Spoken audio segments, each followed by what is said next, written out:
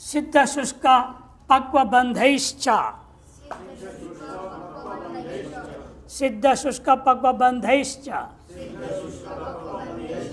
बंधई तक तृतीया का बहुवचन है, च पे दो पद है। सिद्धश्च शुष्कश्च पक्वंच बंधश्च, इस प्रकार चार पदों का इतरेतर द्वंद्व समास कर दिया। सिद्ध शुष्क पक्व बंधाः तैरिति सिद्ध शुष्क पक्व बंधैः तृतीय बहुवचन। सप्तमी का अनुवृत्तीय पूर्व सूत्र से तत्पुरुषा विभाषा सहस्वभाव समास का अधिकार चल रहा है। अर्थ है सिद्ध शुष्क पक्व बंध इत्येति समर्थे सुबंते सह सप्तम्यंतम सुबंतम विकल्पेन समस्यते। इन चार समरसबंतों के साथ सप्तम्यन समरसबंतों का समास होता है और समास का नाम तत्पुरुष समास भवति, तत्पुरुष समास नाम पड़ेगा। उदाहरण ग्रामे सिद्ध, ग्रामे सिद्ध, नगरे सिद्ध, न ग्राम में तैयार किया गया है ना, गांव में तैयार किया गया, बनाया गया वस्तु। घड़ा आदि गांव में बनते हैं। नगर में बनाए हुए वस्तु, नगर में जो पैदा किया है, तैयार किया गया। नगर में क्या बनते, होटल होते, पकौड़ियाँ होते हैं। गांव में तो बहुत कुछ बनता है, नगर में तो खपत होता है। तो ग्रामे सिद्ध नगरे सिद्ध, ग्रामगी सिद्ध सु, नगरगी सिद्ध सु रहेगा। वर्तमान सूत्र ने समास कर दिया। समास करने से प्रातिपदिक संज्ञा कौन करेगा? कृत्तधित समासाश्च, समास का प्रातिपदिक संज्ञा करेगा। प्रासंज्ञा करके क्या लाभ है? सुबो धातु प्रातिपदिक दोनों गी और सु लुक हो गया। क्या बचेगा? सिद्ध और ग्राम और सिद्ध बच गया। अब उस ग्राम को हम क्या करेंगे? उपसर्ग संज्ञा प्रथमाष्टम समास उपवचनम, पूर्व से सप्तमी जो आया हुआ है वो प्रत्येक वचनांत है, तद्वारा ग्राह्य है कौन? ग्राम अथवा नगर, उसका उपसर्ग संज्ञा हो गया। उपसर्जनम पूर्वम प्राक प्रयोग हो गया। तो क्या बचा? ग्राम सिद्ध नगर सिद्ध। स्वात्पत्ति करेंगे रूप चलेगा। यह मैं और उदाहरण दे रहे हैं, देखिए। आतपे शुष्क इति आतप शुष्क, छायायाम शुष्क इति छाया शुष्क। आतप माने धूप, धूप में सुखाया हुआ, धूप में सूखा हुआ है, और ये छाया में सुखाया गया है। छायायाम शुष्क, शुष्क में सुखा दिया गया। कई जड़ी बूटियाँ हैं छाया में सुखाना पड़ता है। जैसे हम लोग भी तुलसी वगैरह तोड़ते हैं, गुलाब पंखुड़ी वगैरह छाया में सुखा, धूप में नहीं। जब पीसना होगा, नरम सी है तो 10 मिनट के लिए थोड़ा धूप दिखा दो, तुरंत पीस दो। और कई चीज़ें धूप में ही सुखाना पड़ता है, नहीं तो उसमें वो हरा हरा बू लग जाएगा, खराब हो जाएगा। लोक व्यवहार में देखा गया। कपड़े भी है, कुछ कपड़े होते हैं आप गर्म धूप में सुखाएंगे तो बढ़िया सूखेगा, और कुछ ऐसे कपड़े होते धूप में सूखा तो रंग ही उड़ जाएगा, इसे छाया में सुखाना पड़ता है। तो वैसा है, उसी प्रकार से इसलिए दोनों रूप बना रहे हैं यहाँ। आतपे शुष्क छायायाम शुष्क, आतप गी शुष्क सु, छाया गी शुष्क सु, पूर्वद्रुप बनेगा आतप शुष्क छाया शुष्क। स्थाल्याम पक्व, स्थाल्याम पक्व, स्थाली में पकाया गया। स्थाली माने छोटे या मध्यम साइज के बर्तन। बड़े बर्तन को क्या बोलते हैं? यहाँ पिठर, पीठर, टाठा पिठर, यानी बड़े बर्तन। छोटे के लिए स्थाली, मध्यम के लिए भी स्थाली। छोटे बर्तन में पकाया हुआ, उसका नाम स्थाल्याम पक्वैति स्थाली पक्वहर बनेगा। और यूपे बंध चक्रे बंध इति यूपबंध चक्रबंध बनेगा। यूप बने जो खूंटी होता है गौर बांधने, उस यूप में बांध दिया, यूप में बंधा हुआ पशु आदि, चक्र में बंधा हुआ, चक्र में बांध दिया है, चक्के में ही बांध दिया, घसीट रहे हैं नहीं, ले जाने की भी चीज होती है, उस ढंग से ले जाते हैं। चक्रे बंधे थी चक्रबंध ध्वांक्षेण क्षेपे ध्वांक्षेण क्षेपे ध्वांक्षेण तृतीय के एक वचन, क्षेपे सप्तमी के एक वचन। अनुवृत्ति है, पूर्व से पूर्व सूत्र से सप्तमी चला आ रहा है और तत्पुरुष विभाषा सुप सपा समास का अधिकार है। अर्थ लिख दे इसलिए सप्तम्यंतम सुबंतम ध्वांक्ष वाचना समर्थित सुबंतेन सह क्षेपे में माने विभाषा समस्ते तत्पुरुष समासो भवति। सप्तम समरसबंतों को ध्वांक्षवाची, यदि एक वचन जो प्रयोग किया उसे ज्ञापन करता है, एक पद की सिद्धि के लिए सूत्र नहीं बनता। अधिकतर सूत्र का मतलब ही है अनेक कार्य हो उससे, इसलिए ध्वांश का अर्थ ध्वांशवाची जितने और भी पर्यायवाची को भी ले लिया जाएगा। काक वायस, ध्वांश मैंने कौवा, उसके पर्यायवाची कौन है संस्कृत में? काक वायस, ये सब शब्द उनके साथ भी समास हो जाएगा। लेकिन समास करने पूरे पद का अर्थ क्या रहेगा? तात्पर्य उसका क्षेपे निंदार्थ में, निंदार्थ के मान हो तो समास होगा, नहीं तो नहीं होगा। हकीकत में कह रहे हैं तो नहीं होगा। तीर्थे ध्वांश इव इति तीर्थध्वांश, तीर्थे काक इव इति तीर्थक काक, तीर्थे वायस इव इति तीर्थवायस बनेंगे। तीर्थे कौवे के समान रहता है, जैसे कौवा है एक स्थान पर नहीं रहता, उड़ते रहता है, इधर उधर उधर भागते रहता है।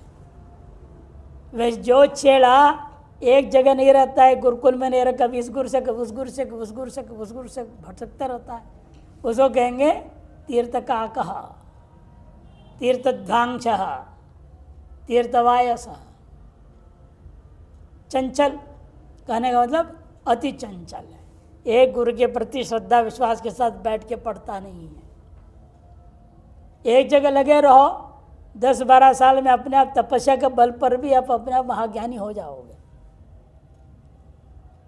भटकने से नहीं होता है कि ना घर का ना घाट का धोबी का कुत्ता का हाल जैसे हो जाएगा उसका।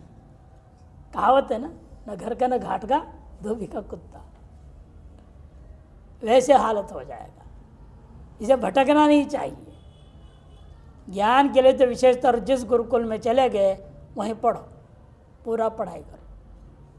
यदि वहाँ व्यवस्था नहीं है जो आप पढ़ना चाहते हो, तब वहाँ से अनुमति लेके आप दूसरी जगह जाओ। जाओ, आपको जो चाह रहे विषय की पढ़ाई जहाँ होता है वहाँ जाइए, कोई दिक्कत नहीं। लेकिन अनुमति लेके निकलना चाहिए, यानी कि झूठ बोल के छल कपट करके या चुपचाप गायब हो गया, सवेरे देखो है ही नहीं, कहाँ गया पता नहीं। ऐसे नहीं करना चाहिए। ऐसे करने वालों के ये संज्ञा है, निंदा की जाती है ऐसे लोगों की। तीर्थ का इत्यादि बन गया। नीचे अर्थ में लिखा है देखो, जैसे कौवा एक स्थान पर नहीं रह सकता, उसी प्रकार जो छात्र एक स्थान पर न पढ़कर यत्र तत्र सर्वत्र पढ़ता फिरे वह तीर्थध्वांश कहलाता है। विद्यार्थी का यत्र भागना, यह तात्पर्य उसका। कृत्यैर्ऋणे कृत्यैर्ऋणे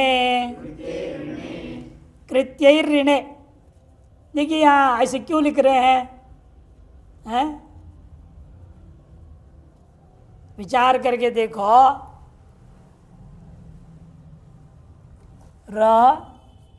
रा, री, री, रू, रू।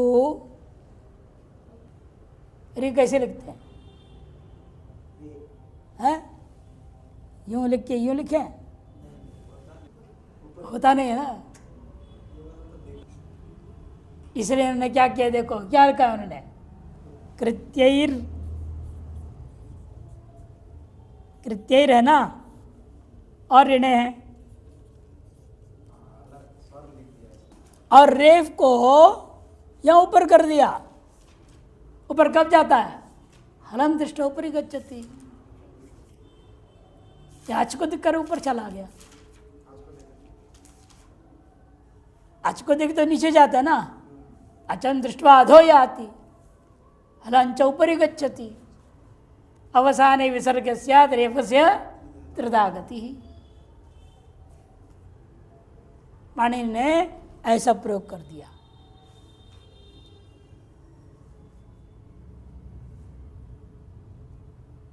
इसीलिए इस रेफ को नीचे कहां ले जाएंगे? इधर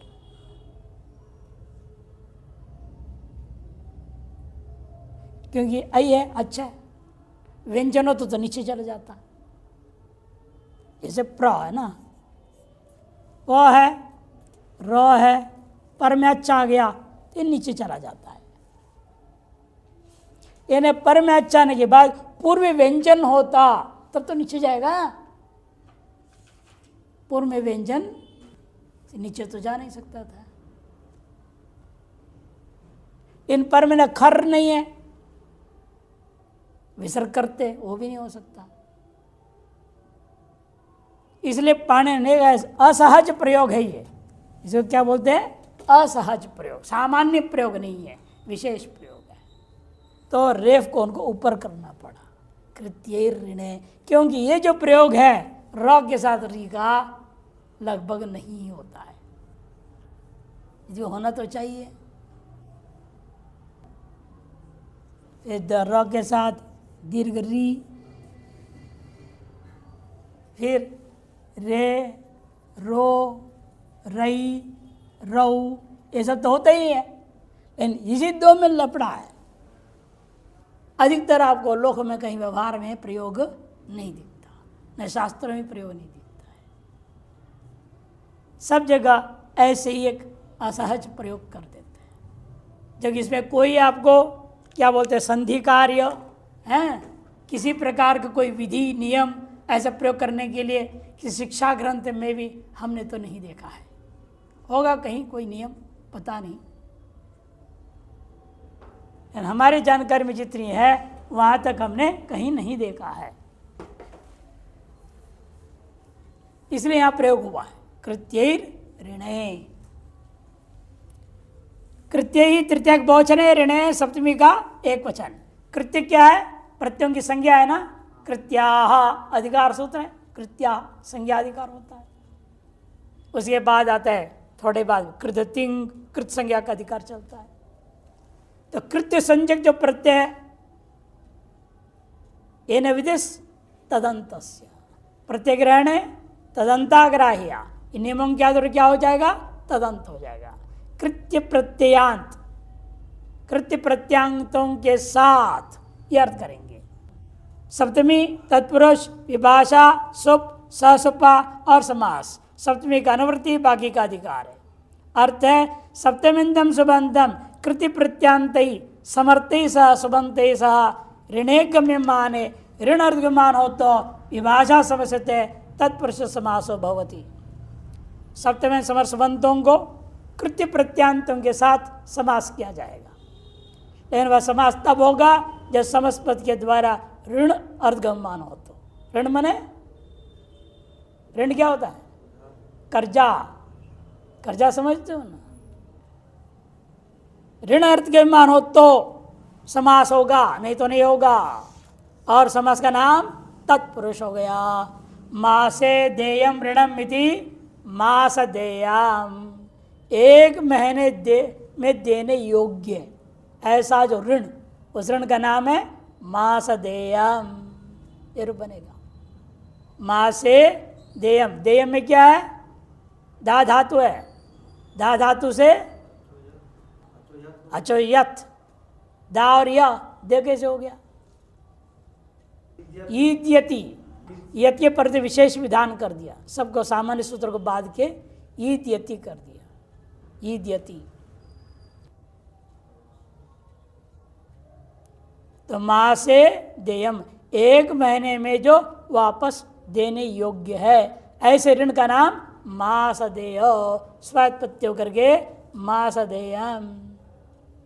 एवमेव संवत्सरे देयमिति संवत्सर देयम, त्रेहे देयमिति त्रेह देयम, 3 दिन में लौटाना है, 1 साल में लौटाना है, लौटाने योग्य देयम, योग्य अर्ह अर्थ में होता है, अर्हे कृत्य त्रिचश्च, अर्ह अर्थ में ही कृत्य प्रत्यय और त्रिच प्रत्यय भी कहा गया है। तो संवत्सर देयम त्रय देयम इति संजायाम, संजायाम, संजायाम सप्तमी के एक वचन, एक ही पद है, कोई समास आदि यहाँ भी नहीं है, अनुवृत्ति है सप्तमी का और शेष सब पदों का अधिकार है, तत्पुरुषा सुप सासुपा और समास का अर्थ है। सप्तम्यंतम सुबंतम संजायाम विषय समर्थेन सुबंतन सह समस्यते, तत्पुरुष से समासो भवति। सप्तम समरसबंतों को समरसबंतों के साथ समास होगा जब समस्त पद के द्वारा किसका नाम मालूम हो, संजायाम का में माना है। विग्रह वाक्य से संज्ञा तो प्रतीत नहीं होता है, लेकिन समझ के द्वारा लक्षित हुआ एक नाम, अतएव नित्य समास है। अश्वपद विग्रह वाक्य होने से नित्य समास है। दृष्टांत देखिए, अरण्ये तिलकाः, अरण्ये तिलका, जंगली तिल, अरण्य में जो उत्पन्न तिल, ये किसी विशेष का नाम है, ये नाम रख दिया गया। जंगली तिल है, जंगल में पैदा हुआ तिल, जंगली तिल। हम लोग जैसे पहाड़ी तिल बोलते हैं, पहाड़ी तिल अलग होता है, यहाँ का नीचे का तिल अलग होता है, इसका रंग वगैरह सब फर्क है, स्वाद में भी अलग है। वैसे जंगल में पैदा हुआ तिल, बिना कोई किसान इधर बोए हुए कुछ किए हुए, अपने आप ईश्वर ने बोया, ईश्वर ने पैदा किया। बहुत सारे चीज जंगल में ऐसे पैदा होते, जड़ी बूटियां सब बहुत सारे। अरण्ये तिलकाः, अरण्य माशा, जंगल में पैदा हुआ उड़द, ये भी किसी धान विशेष का नाम रख दिया गया जो जंगल में पैदा हुआ है। एवं वने किंशुकाः, जंगल में पैदा हुआ टेसु, एक टेसु नाम का फूल विशेष होता है, इतना लंबा लंबा सा होता है, गोल गोल ऊपर सा होता है, चार तरफ चार ही उसके पंखुड़ी आते बस। यहाँ भी हिंदी वाले टेसु बोलते हैं इधर सब, पहाड़ों में भी ये विशेष पौधा है जो जंगल में होता है, यहाँ कहीं शहर में घरों में नहीं दिखेगा, खूब उगता है। और जब बंदर को खांसी होती है ना, उसको निकाल के चूस चूस के पीता है, तो खांसी ठीक हो जाता है। उनको प्रकृति से ज्ञान है किसको खाने से कौन सी बीमारी ठीक हो जाती है। टेसु का फूल उसको बोलते हैं। वने किंशुकाः, वने बिल्वकाः, बेल के समान, बेल सदृश कुत्सित बेल जो जंगल में पैदा हुआ, ये खराब बेल, कीड़े फेड़े पड़ गए, खराब हो गए। वने बिल्वकाः, ये सब कुत्सित अर्थ में सब जगह का प्रत्यय है, कुत्सित अर्थ में कहो। अरण्ये तिलकाः, वने किंशुकाः, वने बिल्वकाः, कूपे पिशाचकाः, कुआं में पिशाच बैठे हुए हैं, अभी अच्छे नहीं, बदमाश पिशाच, कुत्सित है, कुत्सित पिशाच है, पिशाचकाः, कूपे पिशाचकाः इति कूप पिशाचकाः। यानी यहाँ सब जगह एकार का लोप नहीं होगा, गी का लोप नहीं हो रहा है, सप्तमी को लुक नहीं कर रहे हैं। क्यों? वो सूत्र दिया देखो, हलदंता सप्तम्या, हलदंता सप्तम्या बहुलम है सूत्र कुछ ऐसे है ना, हलदंता सप्तम्या, हलदंता सप्तम्या संज्ञायाम, कंठे काल बनाया ना, उसमें लघु में भी आया है कंठे काल, सप्तमी का लुक करते संज्ञार्थमान हो तो। तेन अहोरात्रावयवाः, तेन अहोरात्रावयवाः, तेन तृतीय के एक वचन, अहोरात्रावयवाः प्रथमा का बहुवचन, आश्चर्यात्रिश्च इति अहोरात्रौ तयोर अवयवाः इति अहोरात्रावयवाः द्वंद्व गर्भ षष्ठी तत्पुरुष समास। अहश्च रात्रिश्च दिन और रात्रि इति अहोरात्रौ, उनके जो अवयव, दिन का अवयव, रात्रि का अवयव, दिन का अवयव क्या क्या होता है? उषा काल होता है, प्रातः काल होता है, मध्याह्न काल होता है, अपराह्न काल होता है, सायंकाल होता है, ये सब अनेक विभाग है दिन दिन का। एवं रात्रि में भी अस्तकाल होता है, अभी सूर्यास्त हुआ, अभी अस्त हुआ, अस्तांतर काल, अस्तकालम, पूर्वरात्रम, अपररात्रम, ब्राह्म मुहूर्तम, ये अलग अलग नाम से हो जाता है, रात्रि के विभाग हो जाए। दिन के अवयव और रात्रि के अवयवाचक शब्द हो तो सप्तमी का अनुवृत्ति है, भाग्य अधिकार है, तत्पुरुष, विभाषा, सुप, सहसुप और समास। अर्थ लिख रहे सप्तम्यंता आहार अवयवाचिन रात्रिवाचिनश्च, सप्तम्यंत जो दिन के अवयवाची और रात्रि के अवयवाची शब्द है, उन शब्दों को क्त प्रत्यांतेन समर्थेन सुबंतेन सह ये भाषा समस्यन्ते, क्त प्रत्यांत समर समर्थों के साथ विकल्प से समास होगा और समास का नाम तत्पुरुष पड़ जाएगा। पूर्वान्ने कृतम, देखो पूर्वान्न में किया गया, पूर्वान्न मने 9 से 12 बजे,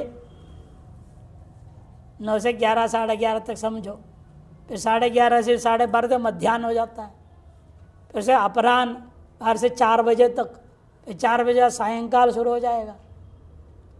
सुबह प्रातः काल है 6 बजे से 9 बजे तक, 6 बजे से पहले उषा काल है, उससे पहले रात्रि के में चला जाता है ब्रह्म मुहूर्त वगैरह। सूर्य का हल्का हल्का प्रकाश सा सवेरे हो जाता है ना 5 बजे लगभग, उसको वहीं से उषा काल शुरू हो गया, दिन शुरू हो गया, दिन के अवयव सब हो जाते हैं। इसलिए कहते पूर्वान्ने कृतमिति पूर्वान्न कृतम, मध्याह्ने कृतमिति मध्याह्न कृतम, एवमेव पूर्वरात्रे कृतमिति पूर्वरात्र कृतम, मध्यरात्रे कृतमिति मध्यरात्र कृतम, अपररात्रे कृतमिति अपररात्र कृतम, इत्यादि सब जगह समास हो गया। यहाँ तो सप्तमी का लुक हो गया, क्या संज्ञा हम का अपेक्षा नहीं था। संज्ञा हो तो हलदंता सप्तम्या संज्ञा से अलुक हुआ था। यहाँ सप्तमी लुक हो करके सबको इन्होंने नपुंसक लिंग में रूप बना दिया। तत्र तत्र एक ही पद है, तत्र व अव्यय है, त्रल प्रत्यांत होने से अव्यय है। अव्यय संज्ञा कौन करेगा त्रल प्रत्यांत को? तदितश्चा सर्वविभक्ति ही, तदितश्चा असर्वविभक्ति ही, उस क्षेत्र को अव्यय संज्ञा हुआ है। अनुवृत्ति पुरुष से तेन का और बाकी सप्तमी का भी अनुवृत्ति चलाया हुआ है, और अधिकार है विभाषा, तत्पुरुष, सुप, सहसुपा एवं समास। अर्थ तत्र सप्तम्यंतम सुबंधम प्रत्यांतेन समर्थेन सुबंतेन सह विभाषा समस्यते तत्पुरुष से समासो भवति। तत्र इस सप्तम्यंत सुबंत को प्रत्यांत ताक्तवतु निष्ठा नाम है उसका, क्ता भूतकालीन कर्म बताने के लिए अधिकतर प्रयोग होता है। भाव में विक्त होता है, वर्तमान अर्थ के लिए विक्त हो जाता है। सामान्यतया भूतकालीन कर्म में क्ता प्रत्यय होता है। उस क्ता प्रत्यांत के साथ समर संबंध के साथ में विकल्प से समास हो और उसका नाम तत्पुरुष होगा। तत्र भुक्ताम, तत्र पीतम, तत्र कृतम, ये सब क्या है? भुक्तम, पीतम, कृतम, ये सब क्ता प्रत्यांत। तत्र इस अव्यय के साथ तत्पुरुष समास कर दिया। अव्यय के साथ तत्पुरुष समास से विशेष होता है। नहीं तो अव्यय के साथ क्या होता था? अव्यय भाव समास, फिर सभी रूप चलेगा नहीं वहाँ। इसलिए कुछ सूत्र यहाँ बना दिए, अवयवों के साथ भी यहाँ तत्पुरुष समास करेंगे तो तीनों लिंगों में, सभी वचनों में, सभी विभक्तियों में रूप चलेगा। तत्र भुक्तम, वहाँ खाया था, वहाँ पिया था, वहाँ किया था। भूतकाल कर्म जो किया, क्रिया हो नहीं रही, क्रिया हो चुकी है, खा चुके हैं, इसे याद आ रही है, वहाँ खाया था, वहाँ पिया था। क्षेपे, क्षेपे, क्षेपे सप्तमी के एक वचन, अनुवृत्ति तेन का, सप्तमी का तत्पुरुष, विभाषा, सुप, ससुप और समास इनका अधिकार है। सप्तम्यंतम समर्थम सुबंतम क्तांतेन समर्थन सुबंतेन सह क्षेपे गम्यमाने विभाषा समस्यते। क्षेप अर्धगमान हो तो विकल्प से समास हो जाता है। क्षेप बने पूर्वक तभी आया था, क्षेप बने निंदा, निंदार्धगमान हो तो समास होगा, नहीं तो नहीं होगा। दृष्टांत देखिए, अवतप्ते नकुल स्थितम इव एतात, अवतप्ते नकुल स्थितम इव एतदिति एवमेव प्रवाहे सूत्रतम भस्म निहुतम, ये सब दृष्टांत बनते हैं। हाँ तब एतत्, तुम्हारा भी वही हाल है, तुम्हारा भी वही हाल है बोल दिया। क्या है? जैसे जमीन गर्म हो और भूल चूक से नेवला आ गया, नेवला का पैर बहुत मुलायम होता है, बहुत जलता है, वो चटपटा इधर उधर भागता है। वैसे ब्रह्मचारी है, इधर उधर इधर उधर भागते रहते, भंडारा भंडारा भंडारा भंडारा। नेवला जो सांप से लड़ता है ना, उसका क्या नाम है?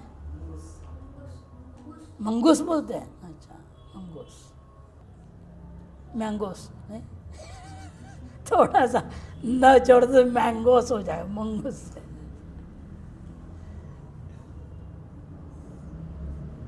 किसी अलग अलग भाषा बोलते हैं। हिंदी में नेवला, सांप नेवले का।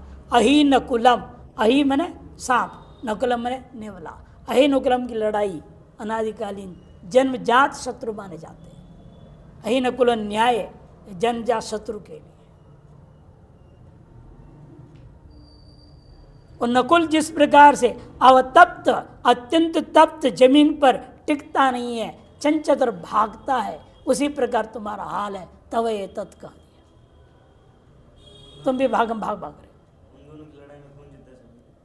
कभी ये कभी वो, अधिकतर नेवला जीतता है।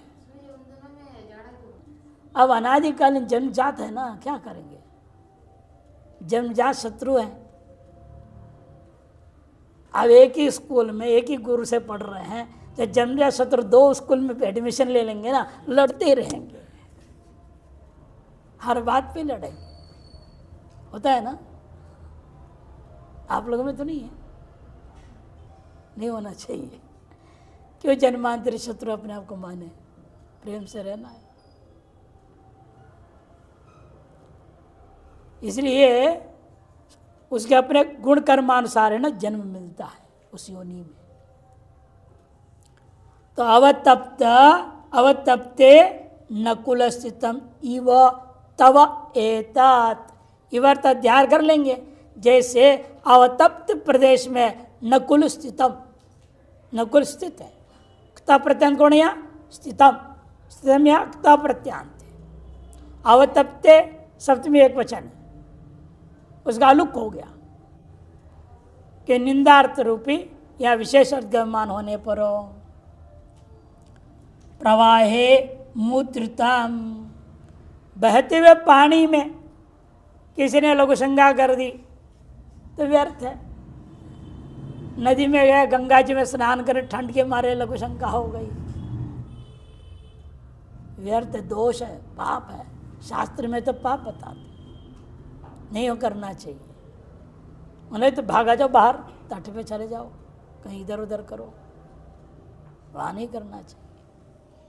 अवतप्ते, इसी तरह से प्रवाहे मूत्रितम इव, बहते पानी में मूत्र करने के समान तुम्हारा किया काम व्यर्थ है, निष्फल है, ये अर्थ है। देखो, निष्फल है, कोई मतलब नहीं, उल्टा पाप देगा वो।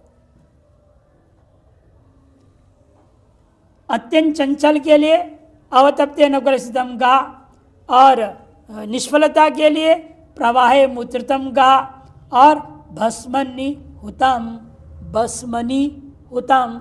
भस्मनी क्या है? सप्तमी, भस्मन नान्त है, भस्मा, भस्मनी, भस्मानी नकारांत है। सप्तमी में क्या बनेगा? भस्मनी हुतम। तुम्हारा कर्म ऐसा है मानो भस्म में हवन करने के समान। भस्म में हवन होगा? राख में हवन करेगा कोई? राख में हवन करने के समान तुम्हारा काम सब बेकार है, व्यर्थ है। वही अर्थ में भस्म में माने राख में आहुति डालने के समान तुम्हारा काम निष्फल है, व्यर्थ है, ये अर्थ है। इस तरह से किसी के कर्म की निंदा किया जा रहा है। तत्पुरुषे कृति बहुलम से अवतप्ते इत्यादियों में सप्तमी का अलुक हो गया।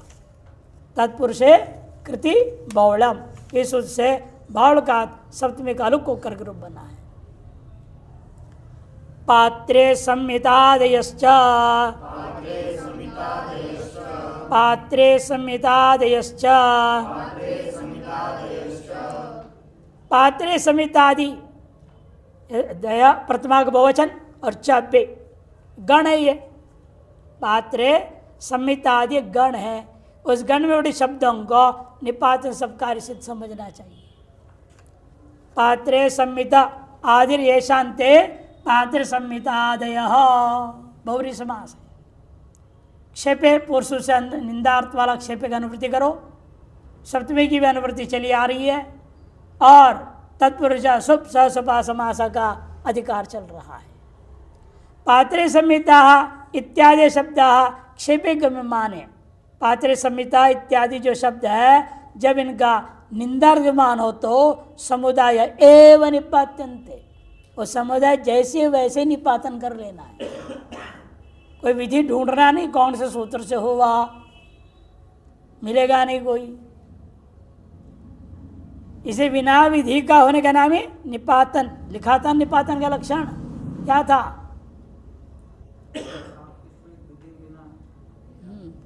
प्रातिस्विक विधि बिना सिद्ध प्रक्रिया से निर्देशो निपातनम, उसका नाम निपातन है। यहां भी निपातन सब कार्य हो रहा है। गम माने समुदाय एवं निपात्यन्ते तत्पुरुष समासोश्च भवति, और उसका नाम तत्पुरुष समास भी हो जाएगा। पात्रे संहिता निंदार्थ है। ऐसा आदमी है सेवा के लिए बुलाते तो आता नहीं है, भोजन के घंटी लगते सबसे पहले खड़ा रहता है, खाने में माहिर, बाकी में नहीं। उसकी निंदा के लिए बोला जाए पात्रे संहिता। तुम्हें केवल भोजन का अपना पात्र में ही तुम्हारे सम्मित बना हुआ है, उसी में तुम सम्मत रहते हो, और कोई काम के लायक नहीं। इस तरह से निंदा पर पात्र संहिता शब्द का प्रयोग हुआ। एवं पात्रे बहुलाः, भोजन काल में ही जो आवे, भोजन के समय जो इकट्ठे होवे उसे पात्र संहिता। एवं भोजन काल में जो आवे, अन्य कार्य में नहीं आता, उसको भी पात्रे बहुलाः इत्यादि गण में इस प्रकार से अनेक शब्द पठित है।